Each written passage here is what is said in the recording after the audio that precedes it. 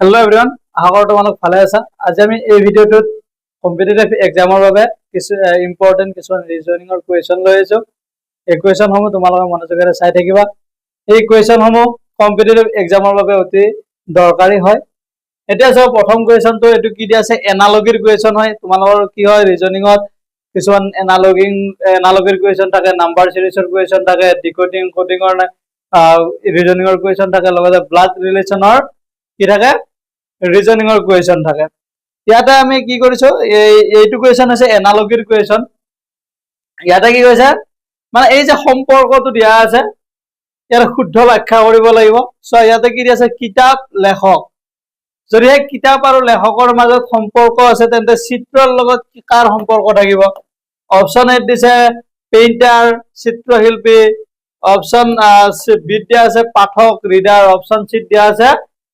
সেলাৰ বিক্ৰেতা, option D দিয়া আছে কালাৰ ৰং। সব বুক যদি অথৰৰ লগত ৰিলেশন আছে অৰ্থাৎ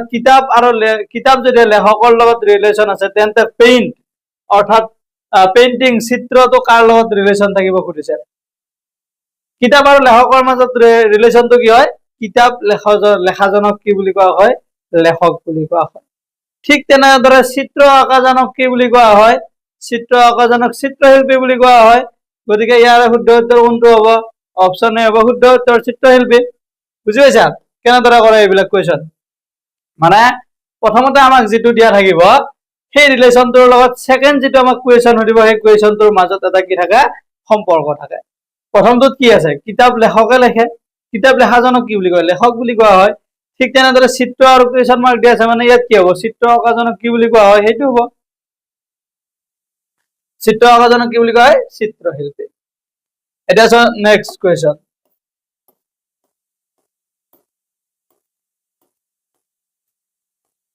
দুই নম্বৰ কুৱেশ্যনটোত কি দিয়া আছে বাৰ্ড নেষ্ট লায়নত কি হ'ব সুধিছে। মানে চৰাই বাহ, সিংহ হলে কি হ'ব, চৰাই আৰু বাহৰ মাজৰ সম্পৰ্কটো কি হয়, চৰাই ক'ত থাকে বাহত থাকে, চৰাই ক'ত থাকে বাহত থাকে। ঠিক তেনেকে সিংহ ক'ত থাকে, সিংহ থকা ঘৰটোক কি বুলি কয়, সিংহ থকা ঠাইখিনিক কি বুলি কোৱা হয়। চোৱা চৰাই থকা ঘৰটোক কি বুলি কোৱা হয় বাহ বুলি কোৱা হয়। মানুহ যেনেকে ঘৰত থাকে ঠিক তেনেকে চৰাই থকা কি আছে আশ্ৰয় লোৱাৰ নিৰ্দিষ্ট স্থান আছে, সেই স্থানটোক কি বুলি কোৱা হয় বাহ বুলি কোৱা হয়। আমি যে কওঁ চৰাই বাহ বুলি। এতিয়া সুধিছে যে সিংহৰ লগত কুৱেশ্যন মাৰ্ক দিছে, মানে ইয়াতে কি হ'ব সিংহই য'ত আশ্ৰয় লয় সেই আশ্ৰয় লোৱা ঠাইখিনি কি বুলি কোৱা হয়, সিংহই য'ত থাকে থকা ঠাইটোৰ নাম কি হয়। অপচন এ দিছে গুহা, অপচন বি দিছে খুৰাহাল, অপচন সি দিছে কুকুৰৰ ঘৰ কেনেল, অপচন ডি দিয়া আছে গাত গৰু। এটা কোনটো অপচন হ'ব, খুৰাহালত কি থাকিব খুৰা, কুকুৰৰ ঘৰত কি থাকিব কুকুৰ। গতিকে ইয়াৰ কোনটো অপচন শুদ্ধ হ'ব, অপচন এ হ'ব শুদ্ধ উত্তৰ গুহা। সিংহ ক'ত থাকে গুহাত থাকে, সিংহ থকা ঠাইখনত কি বুলি কোৱা হয় গুহা বুলি কোৱা হয়। বুজি পাইছা এই কুৱেশ্যনটোৰ বাবে শুদ্ধ উত্তৰ কি হ'ব, অপচন এ হৈছে শুদ্ধ উত্তৰ। এতিয়া চোৱা নেক্সট কুৱেশ্যন। 3 নম্বৰ কুৱেশ্যনটোত কি দিয়া আছে ডক্তৰ হস্পিটাল, কি দিয়া আছে doctor hospital teacher question mark দিয়া আছে। ডক্তৰ আৰু চিকিৎসালয়ৰ মাজত কি সম্পৰ্ক আছে আগতে জানিব লাগিব, তাৰপিছত আমি শিক্ষকৰ লগত কি হয় আমি লিখিব পাৰিম। চোৱা ডাক্তৰে ক'ত চিকিৎসা কৰে, চিকিৎসালয়ত চিকিৎসা কৰে, অৰ্থাৎ হস্পিটালত ডক্তৰে কি কৰে চিকিৎসা কৰে। গতিকে শিক্ষকৰ কাম ক'ত হয়, অৰ্থাৎ ডক্তৰৰ যিটো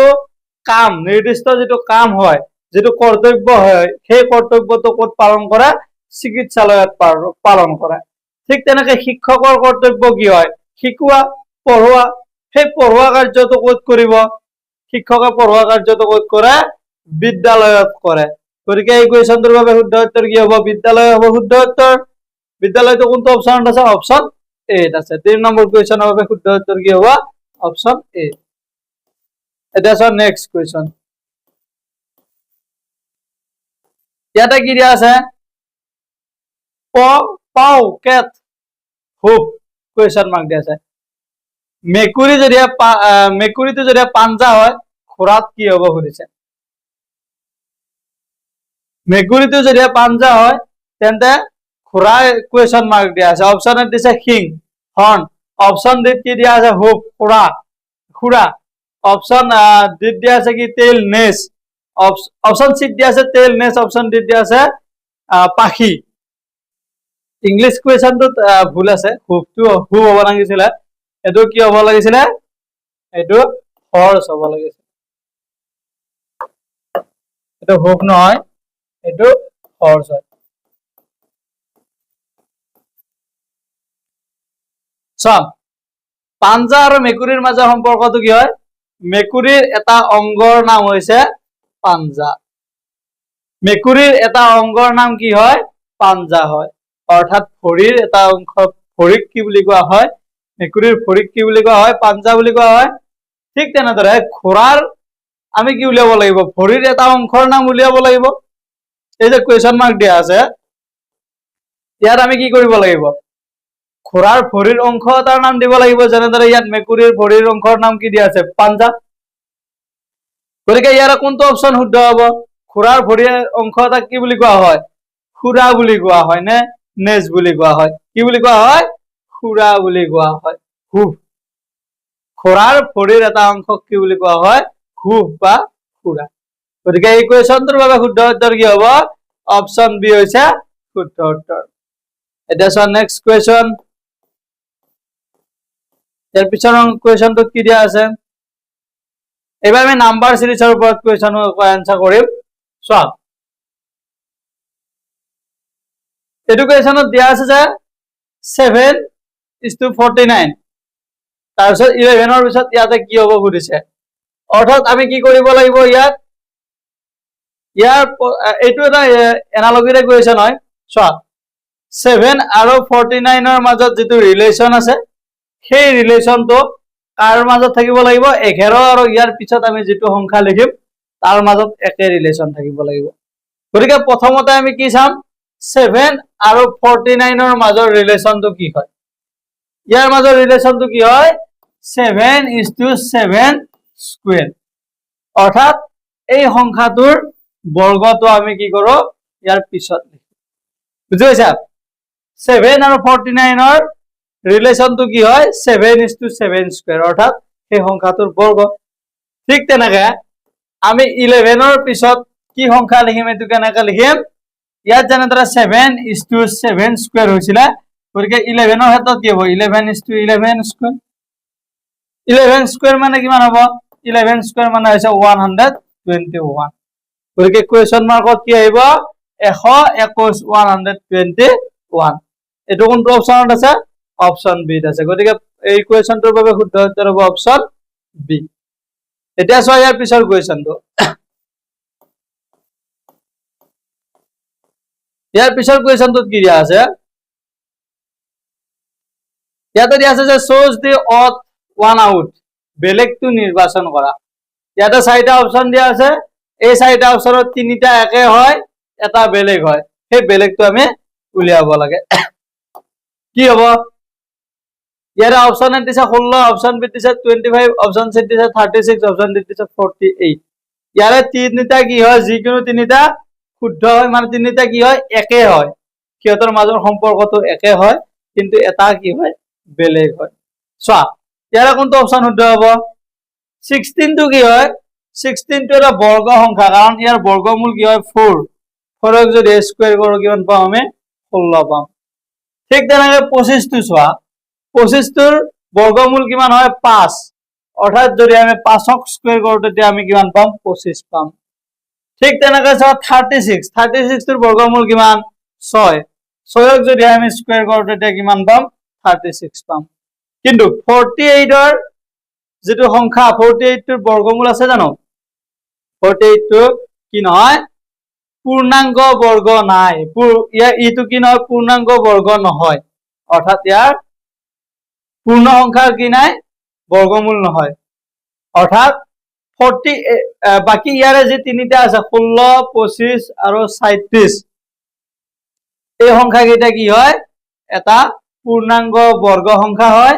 কিন্তু 48 টো কি নহয় পূৰ্ণাংগ বৰ্গ সংখ্যা নহয়। গতিকে ইয়াৰে কোনটো বেলেগ হ'ব, ইয়াৰ 48 টো বেলেগ হ'ব কাৰণ বাকি তিনিটা এ বি সি যেটা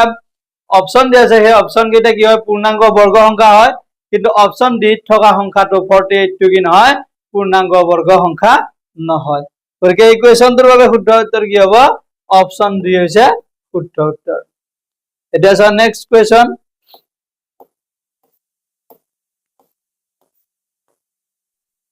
এটা আছে 7 নম্বৰ কোৱেশ্চন তো ইয়াতে কি দিয়া আছে find the missing number 3 8 15 24 35 question mark দিয়া আছে কি আছে অনুপস্থিত সংখ্যাটো নিৰ্ণয় কৰিব দিছে 3 8 15 24 আৰু 35 তাৰ পিছত কি দিয়া আছে কোৱেশ্চন মাৰ্ক দিয়া আছে অপশন এ দিছে 46 অপশন বি দিছে 48 অপশন সি দিছে 49 অপশন ডি দিয়া আছে 50 ইয়াৰে কোনটো অপশন শুদ্ধ আমি নিৰ্ণয় কৰিব লাগে তাৰ আগতে আমি কি কৰিম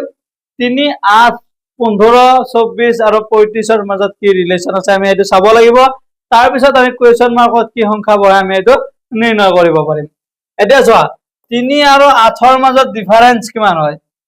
3 আৰু 8 ৰ মাজত ডিফাৰেন্স হল 5 তাৰ পিছত চোৱা 8 আৰু 15 ৰ মাজত ডিফাৰেন্স কিমান হয় 8 আৰু 15 ৰ মাজত ডিফাৰেন্স হল 7 তাৰ পিছত চোৱা 15 আৰু 24 ৰ মাজত ডিফাৰেন্স কিমান 15 আৰু 24 ৰ মাজত ডিফাৰেন্স কিমান হ'ব ইয়াত হ'ব 9 তাৰ পিছত চোৱা 24 আৰু 35 ৰ মাজত ডিফাৰেন্স কিমান ইয়াতৰ ডিফাৰেন্স কিমান হ'ব 11 কি হৈ আছে অযুগ্ম সংখ্যা ক্ৰমিক অযুগ্ম সংখ্যা কি হৈ আছে বাঢ়ি গৈ আছে অৰ্থাৎ যোগ কৰি গৈ আছে আমি যেটো ৰিজাল্ট পাও সেই ৰিজাল্টৰ লগত ক্ৰমিক যেটো অযুগ্ম সংখ্যা হয় সেই অযুগ্ম সংখ্যাবিলাক আমি যোগ কৰি যাই আছো 5 ৰ পিছত অযুগ্ম সংখ্যা কি আছে 7 7 ৰ পিছত কি আছে 9 9 ৰ পিছত কি হয় 11 ঠিক তেনেকৈ ইয়াৰ পিছত অযুগ্ম সংখ্যাটো কি হ'ব 13 গতিকে আমি 13 টো যদি আমি 35 ৰ লগত যোগ কৰি দিও তেতিয়া আমি ইয়াৰ পিছৰ সংখ্যাটো আমি পাই যাম বুজি পাইছা প্ৰত্যেকটোতে কি হৈছে ৰিজাল্ট যেটো ৰিজাল্ট পায় মানে প্ৰথম সংখ্যাটোৰ লগত 3 ৰ লগত 5 প্লাস কৰোতে কিমান পালো 8 পালো 8 ৰ লগত 5 ৰ ঠিক পিছৰ ক্ৰমিক যেটো অযুগ্ম সংখ্যা আছে 7 7 টো যোগ কৰোতে আমি কিমান পালো 8 ৰ লগত ঠিক 7 টো যোগ কৰোতে আমি পালো 15 15 এবাৰ চোৱা এবাৰ আমাৰ ৰিজাল্ট আছে 15 কিন্তু এবাৰ আমি কি যুগ্ম অযুগ্ম সংখ্যা ব্যৱহাৰ কৰিম 7 ৰ ঠিক পিছৰ অযুগ্ম সংখ্যাটো 7 ৰ ঠিক অযুগ্ম সংখ্যা কি আছে 9 আছে গতিকে 15 লগত 9 যোগ কৰিলে আমি কিমান হল 24 হল তাৰ পিছত 24 ৰ লগত আমি 11 যোগ কৰিলে কিমান হল 35 হল এবাৰ আমি 35 ৰ লগত কিমান যোগ কৰিব লাগিব 13 যোগ কৰিব লাগিব তেতিয়া কোৱেশ্চন মাৰ্কত কি সংখ্যা হ'ব আমি এটো নিৰ্ণয় কৰিব পাৰিম কাৰণ 13 যোগ কৰা কিমান হ'ব 48 হ'ব কিমান হ'ব 48 48 কোনটো অপচনত আছে অপচন বি আছে গতিকে 7 নম্বৰ কোৱেশ্চনৰ বাবে শুদ্ধ উত্তৰ কি হ'ব অপচন বি হৈছে শুদ্ধ উত্তৰ এটা সহ ইয়াৰ পিছৰ কোৱেশ্চন ইয়াৰ পিছৰ কোৱেশ্চনটো কি দিয়া আছে ইয়াতে দিয়া আছে যে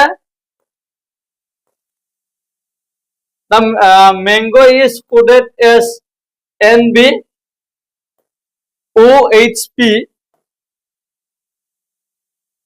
how is apple coded ইয়াতে দিয়া আছে যে mango NBOHP হিচাপে সংকেত কৰা হয় তেন্তে এপলক কিহেৰে কেনেকৈ সংকেত কৰা হ'ব এটো সুধিছে চোৱা ইয়াতে প্ৰথমতে আমি কি কৰিব লাগিব এই যে ম্যাঙ্গো দিয়া আছে ম্যাঙ্গো কিহে বুজাই আছে NBOHP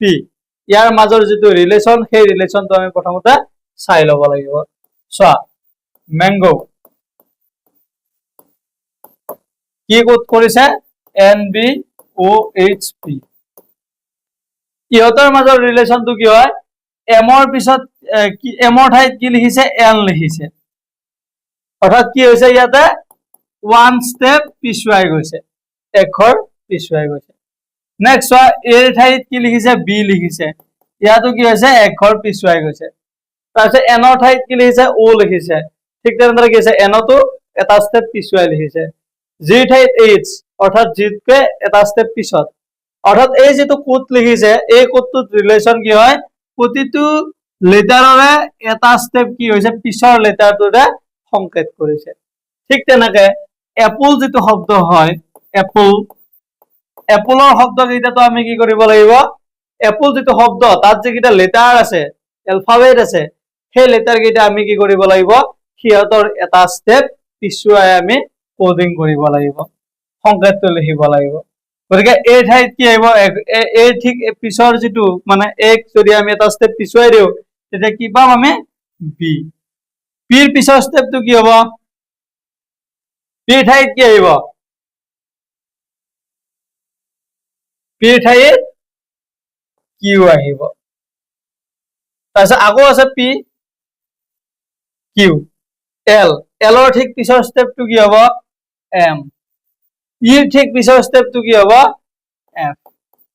অৰ্থাৎ এপল যেটো শব্দ আছে এপল শব্দটোক যদি আমি কোডিং কৰো সংকেতত লিখো তেতিয়া কি হ'ব B Q Q M F হ'ব এইটো কোনটো অপচনত আছে অপচন 8 আছে গতিকে এই কোৱেশ্চনটোৰ বাবে শুদ্ধ উত্তৰ কি হ'ব অপচন এ হৈছে শুদ্ধ উত্তৰ এটা আছে নেক্সট কোৱেশ্চন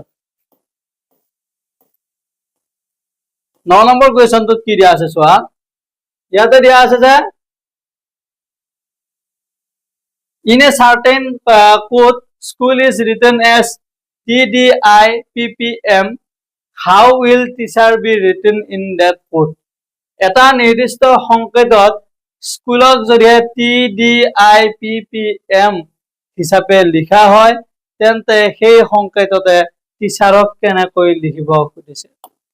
চোৱা প্ৰথমতে আমি কি চাব লাগিব স্কুল আৰু তাৰ যেটো কোড দিয়া আছে সেই কোডটোৰ মাজৰ সম্পৰ্কটো স্কুল মানে কি হয় স্কুল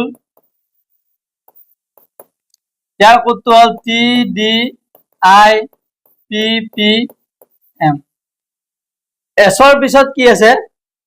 এছৰ ঠিক এটা স্টেপৰ পিছৰ সংখ্যাটো কি হয় টি এছ টি এছৰ পৰা যদি আমি +1 কৰো তেতিয়া আমি কি পাম টি পাম সিৰ লগত যদি আমি +1 কৰো তেতিয়া আমি কি পাম ডি পাম অৰ্থাৎ ইয়াতো কি হৈ আছে এটা স্টেপ পিছুৱাই আছে মানে কি কেনেদৰে ইয়াক কোড কৰিছে সংকেত দি লিখিছে